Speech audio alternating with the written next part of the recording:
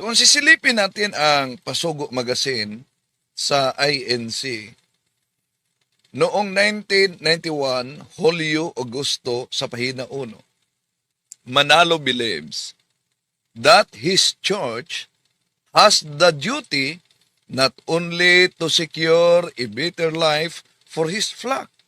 Ang tanong, ito bang si Manalo'y naniniwala na ang kanyang iglesia ay may tungkulin? Ito bang kanyang iglesia? Mali. Tulad sa argumento ni Marcoleta. Hindi po naman nangangahulugan na pag sinabi natin South China Sea, pag-aari na ng China yon. The same manner, Mr. Chair, yung Indian Ocean, hindi po pag-aari ng India yon. Yung Gulf of Mexico, Mr. Chair, hindi rin pag-aari ng Mexico. Hindi ko mo nakasulat Iglesia ni Cristo, si Cristo na ang may-ari. Di daw, umano, pwedeng tawaging Iglesia ni Manalo dahil ang may-ari sa iglesyang pinangasiwaan sa pamilyang Manalo ay si Cristo daw. Nakakamali po ang iba kapag sinasabi nila na ang nagtatag ng Iglesia ni Cristo ay ang kapatid na Felix Manalo. Mga giliw po naming manonood, hindi po dapat tawaging Iglesia ni Manalo ang iglesyang ito sapagkat hindi po ito pag-aari ni kapatid na Manalo. Tatalakayin natin ito. Samahan niyo po.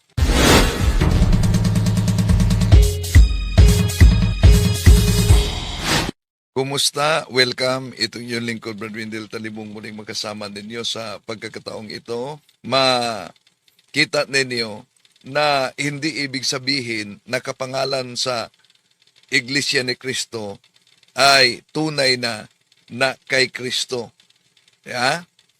At marami pang mga nauna sa INC. Yung sinabi ng mga ministro ni Felix Manalo na hindi daw umano tawaging Iglesia ni Manalo. Bakit daw? Ito. Nagkakamali po ang iba kapag sinasabi nila na ang nagtatag ng Iglesia ni Cristo ay ang kapatid na Felix Manalo. Sususugan ko po yung binanggit po ninyong yon, kapatid na Rene. Mga giliw po naming manonood, hindi po dapat tawaging Iglesia ni Manalo ang iglesyang ito sapagkat hindi po ito pag-aari ni kapatid na Manalo, kundi batay po sa narinig ninyo mula sa banal na kasulatan, pag-aari ito ni Kristo, ng ating Panginoong Hesukristo. Una, batay mismo sa kanilang SEC registration, sino ba ang founder nila? Sa Securities and Exchange Commission, ito po sa SEC registration, mga kapatid, napakalinaw kung sino ang founder. Si Cristo ba ang nagtatag sa kanila? Sa Translation, United States of America, Philippine Islands, Office of the Division of Archives, Patented Properties of Literature and Executive Office of Industrial Trademarks. Felix Manalo, applicant, about Unipersonal Corporation, the society called Iglesia ni Cristo, that the said applicant appears before this office and respectfully declares that said applicant is the founder and the present head of the society named Iglesia ni Cristo and desires to convert said society into a unipersonal corporation. Bakit po ginamit natin ito? Dahil ayon sa kanilang Pasugo Magazine na nauna na nating tinatalakay, mga kapatid, ang kanilang Pasugo Magazine naghayag na ano daw ang katibayan na ang isang sekta ay walang kaugnayan sa mga apostol at kay Kristo dahil ito'y nakarehistro sa Securities and Exchange Commission. Tanong, sila ba'y nakarehistro sa Securities and Exchange Commission? Baka sabihin nila, kayo mga Katoliko, hindi kayo nakarehistro.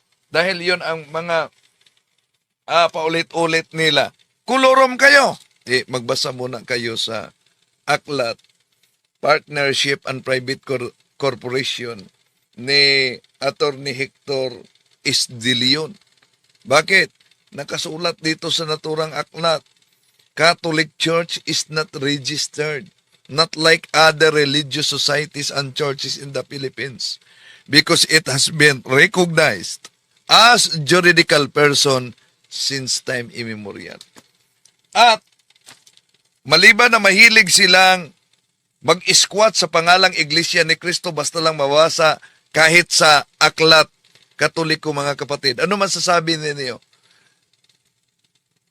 Sa kanilang aral na imbento ni Felix Manalo, di nila matanggap na ang ating Panginoon Jesucristo ay Diyos. Kahit pa sa sinabi ni Santo Tomas sa Juan Kapitulo 20, versikulo 28, My Lord and my God, Panginoon ko at Diyos ko. Ano ang palusot ng mga ministro dito? Abay, di yan matanggap na si Kristo'y tunay na Diyos. Bakit? Nagulat lang si Tomas. Kristo. Kaya, nung makita ni Apostol Tomas ang Panginoon Kristo ng tagpong iyon, hindi ang pinag-uusapan, Diyos ba o hindi Diyos ang ating Panginoon Kristo? Kaya nagulat po si Apostol Tomas nang makita niya ang ating Panginoon Kristo. Kaya nasabi niya yung Panginoon ko at Diyos ko. Kaya may nagsasabi naman po na ganito na, hindi raw po totoo, kapatid na Diyo, na nagulat si Apostol Tomas nung sabihin niya yung mga salitang, Panginoon ko at Diyos ko. Anong reaksyon po natin doon? Alam mo kapatid na Michael, sa ibang aklat ng New Testament, Opo. na ang tinatalakay, yun ding tagpong yun, hindi lang si Tomas ang nagulat. O, basahin natin ang sinasabi dito sa Lucas 24:37, sa saling magandang balita, no? Opo. Ganito ang pagkakasalin. Ngunit, nagulat sila at natakot. Oh, yan. Ngunit, nagulat sila at natakot sa ibang pangyayari yon. Pero, may iniwasan ang ministro ni Felix Manalo diyan. Nagulat sila at natakot. Bakit? Dahil, kung ituloy yan sa 38, nilinaw ni Kristo. Nagulat nga sila, natakot. Pero, ang sabi ng ating Panginoong Hesus sa 38, kaya't sinabi ni Hesus, bakit kayo nagulat? Bakit kayo nag-alinlanan? Tingnan ninyo ang aking mga kamay at ang mga paa. Ako ito. Hawakan ninyo ako at masdan. Ang multo ay walang laman at buto. Ngunit ako'y mayroong katulad ng nakikita ninyo. Kaya, itinuwid ng ating Panginoon Jesucristo ang mali nilang akala. Ako ito. Ngayon, sa San Juan 20:28 na ang palusot ng mga ministro, nagulat si Tomas. Kaya di pwedeng paniwalaan ang pahayag nitong Panginoon ko at Diyos ko. May nangyari bang pagkagulat doon? Kung ang isang tao'y nagulat, ano po ba sabihin niya? Panginoon ko o Diyos ko? O kaya'y ang sabihin niya kung magulat siya, Diyos ko po. Diba? Oh. Diyos ko po. Iba yun. At hindi itinuwid. Hindi itinuwid ang ating Panginoon Jesucristo. Therefore, etong San Juan 20:28, isang deklarasyon sa pananampalataya sa mga apostol, My Lord and my God. At hindi nga sinabi ng ating Panginoon, Tomas, nagkamali ka.